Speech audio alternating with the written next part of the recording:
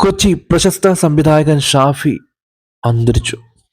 ആന്തരിക രക്തസ്രാവത്തെ തുടർന്ന് ഈ മാസം 16-നാണ് ഷാഫിയെ ആശുപത്രി പ്രവേശിപ്പിച്ചത്. ദിവസങ്ങളോളം കഠിനമായ തലവേദനയും ഉറക്കമില്ലായ്മയും അനുഭവപ്പെട്ടതിനെ തുടർന്നാണ് ഷാഫി ചികിത്സ തേടിയത്. വിദഗ്ധ പരിശോധനയിൽ തലച്ചോറിലെ രക്തസ്രാവം കണ്ടെത്തി.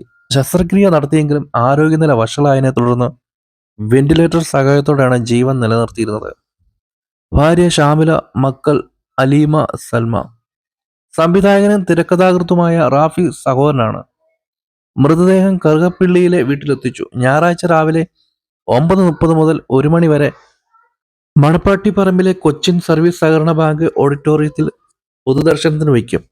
വൈകിട്ട് 4-ന് കറുകപ്പള്ളി ജുമാ മസ്ജിദ് ഖബർസ്ഥാനിൽ ഖബറടക്കും. എളമക്കര മുത്തേടത്ത് MP ഹംസയുടെയും നഫീസയുടെ മകനായി ജനിച്ച ഷാഫിയുടെ യഥാർത്ഥ പേര് MH റഷീദ് എന്നാണ്. ബന്ധുവായ സംവിധായകൻ സിദ്ദിഖിന്റെയും സഹോദരൻ റാഫിയുടെയും പാതയിലൂടെയാണ് സിനിമയിലേക്ക് കടന്നു വന്നത്. സംവിധാനം ചെയ്ത 18 സിനിമകളിൽ ഏറെയും വമ്പൻ ഹിറ്റുകളായിരുന്നു.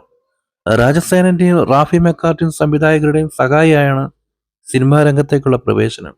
2001-ൽ പുറത്തിറങ്ങിയ വൺ മാൻ ഷോ എന്ന ചിത്രത്തിലൂടെ ഷാഫി സ്വതന്ത്ര സംവിധായകനായി. തുടർന്ന് നിരവധി സൂപ്പർ ഹിറ്റ് ചിത്രങ്ങൾ ഒരുക്കി.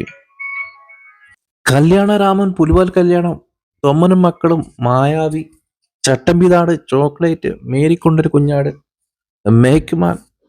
Makeup man, 2 countries, Sherlock Toms തുടങ്ങിയ 18 ചിത്രങ്ങൾ സംവിധാനം ചെയ്തു. ഇതിൽ മജ എന്ന തമിഴ് ചിത്രം ഉൾപ്പെടുന്നു. തൊമ്മനും മക്കളും എന്ന ചിത്രത്തിന്റെ റീമേക്ക് ആയിരുന്നത്. 2022-ൽ പുറത്തിറങ്ങിയ ആനന്ദം പരമാനന്ദമായിരുന്നു അവസാനം ഒരുക്കിയ ചിത്രം. 56 വയസ്സായിരുന്നു ഷാഫിക്ക്.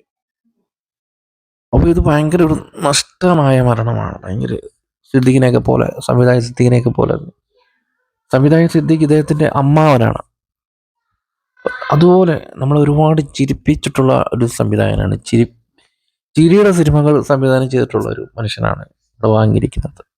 എന്ത് ചെയ്യാൻ പറ്റും നമുക്ക് ഇങ്ങനെയൊക്കെ സംഭവിച്ചു.